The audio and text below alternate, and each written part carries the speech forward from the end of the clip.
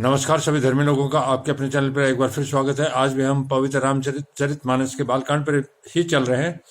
भरगु सुत समझू जनेऊ बिलो की, जो कुछु कछु कहू सहू रिस रोकी। सूर महिषुर हरिजन अरु गाई, हमने हमरे कुल इन पर न सुराई। यहाँ पर लक्ष्मण जी भरगु वंश के मुनि परशुराम जी को समझा रहे हैं कि भृगुवंशी समझकर और यज्ञोपवीत देखकर तो जो कुछ आप कहते हैं उसे मैं क्रोध रोक कर सह लेता हूं, अर्थात मैं अपना क्रोध रोक लेता हूं। भृगुवंश का होने के कारण मैं इसको रोक लेता हूं, सह लेता हूं। देवता ब्राह्मण भगवान के भक्त और गो, इन पर हमारे कुल में वीरता नहीं दिखाई जाती। देवताओं पर, ब्राह्मणों पर और भगवान के भक्त और गो, इन पर हमारे कुल में अर्थात हमारे सूर्य वंश में वीरता नहीं दिखाई जाती। इस कारण मैं अपने आप को अपने गुस्से को रोक लेता हूं, क्योंकि इन्हें मारने से पाप लगता है।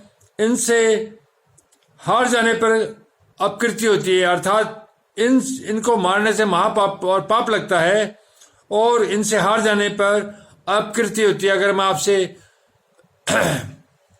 युद्ध करूं और हार जाऊं तो मेरी अपकृति होगी, मेरी बदनामी होगी, और मैं मार डालूं तो ये महापाप होगा।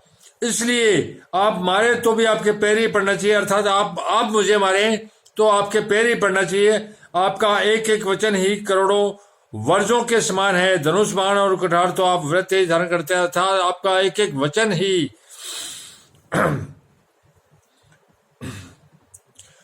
करोड़ों वर्जों के समान है। धनुष बाण और कुठार तो आप वृथ धारण करते हैं। इन्हें धनुष बाण और कुठार को देखकर मैंने कुछ अनुचित कहा हो तो उसे हे धीर महामुनि क्षमा कीजिए। सुनकर भृगुवंश बनी परशुराम जी क्रोध के साथ गंभीर वाणी बोले, हे विश्वामित्र सुनो, ये बालक बड़ा कुबुद्धि और कुटिल है। काल के वश होकर ये अपने कुल का घातक बन रहा है।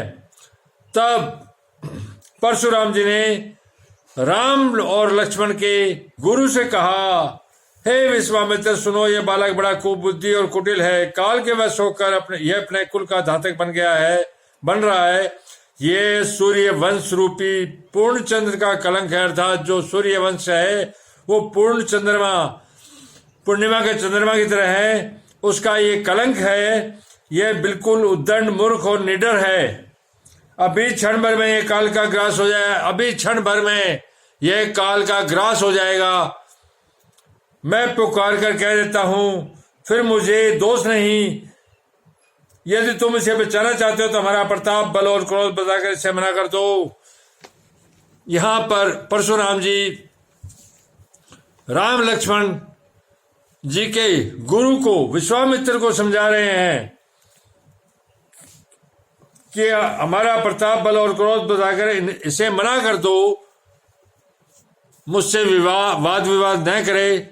लक्ष्मण जी ने कहा, हे मुनि, आपका सुयश आपके रहते दूसरा कौन वर्णन कर सकता है। हे मुनि परशुराम जी, आपका जो सुयश है, जो ख्याति है आपके होते हुए, उसका वर्णन कर भी कौन संसार में कर सकता है।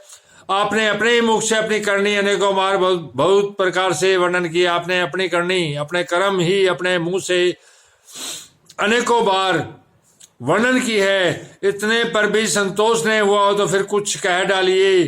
क्रोध रोक कर ऐसे दुख मत सहिए। आप वीरता का व्रत धारण करने वाले, धैर्यवान और क्षोभ रहित है, गाली देते शोभा नहीं पाते।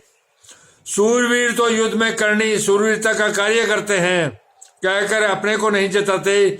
शत्रु को युद्ध में उपस्थित पाकर कायर ही अपने प्रताप की डींग मारा करते हैं। अर्थात जो सूरवीर होता है वह अपनी करनी में नहीं बताता, वह तो सिर्फ युद्ध ही करता है और इस तरह की डींग नहीं मारा करता। आप तो मानो काल को हाक लगाकर बार बार उसे मेरे लिए बुलाते हैं, अर्थात आप तो काल को, मेरी मृत्यु को बार बार हाक आवाज लगाकर बुलाते हैं। लक्ष्मण जी का एक कठोर वचन सुनते ही परशुराम जी ने अपने भयानक फरसे को सुधाकर हाथ में ले लिया। ये वचन जब लक्ष्मण जी ने कहे तो परशुराम जी ने अपना भयानक फरसा सुधाकर हाथ में ले लिया और बोले, अब लोग मुझे दोष न दे, यह कड़वा बोलने वाला बालक मारे जाने ही योग्य है। इससे बालक देखकर मैंने बहुत बचाया, पर अब यह सचमुच मरने ही आ गया है। विश्वामित्र ने कहा, अपराध क्षमा कीजिए, बालकों के दोष और गुणों को साधु लोग नहीं गिनते।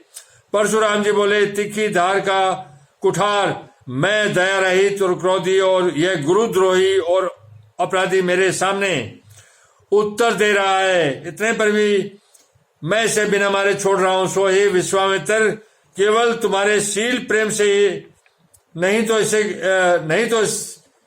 इसे इस कठोर कुठार से काटकर थोड़े परिश्रम से उऋण हो जाता। यहां पर परशुराम जी विश्वामित्र जी को बता रहे हैं कि मैं तुम्हारे यही कारण लक्ष्मण को छोड़ रहा हूं, वरना थोड़े ही परिश्रम से इस कठोर कुठार से काटकर अपने गुस्से को शांत कर लेता। विश्वामित्र ने हृदय में हंसकर मुनि को हरा सूझ रहा है, अर्थात विश्वामित्र को हंसी मन में हंसने लगे कि परशुराम जी को हरा दिखाई दे रहा है, अर्थात सर्वत्र विजयी होने के कारण ये श्री राम लक्ष्मण को भी साधारण क्षत्रिय समझ रहे, अर्थात परशुराम जी ने संसार पर विजय पाई है और इनको हरा दिखाई दे रहा है, और ये श्री राम और लक्ष्मण को साधारण क्षत्रिय मान रहे हैं। किंतु यह लोहमयी केवल फौलाद की बनी हुई खाड़ा खड़ग है, ऊख की रस की खांड नहीं जो मुंह में लेते ही गल जाए, खेद है। मुनि अब भी बेसमझ बने हुए हैं, इनके प्रभाव को नहीं समझ रहे हैं। यहां पर विश्वामित्र जी मन ही मन में सोच रहे हैं और खुश हो रहे हैं कि परशुराम जी राम और लक्ष्मण जो परमात्मा के रूप में धरती पर अवतार लेके आए हैं, इनके प्रभाव को नहीं समझ रहे हैं और अपनी गाथा और अपनी वीरता का बखान कर रहे हैं। इनको सच का पता नहीं है, इसलिए वो मन ही मन में हंस रहे हैं। धन्यवाद। आप लोग इसी प्रकार अपने इस चैनल पर बने रहिए। मैं आपको एक परमात्मा और उसके मार्ग पर ही लेके चल रहा हूं।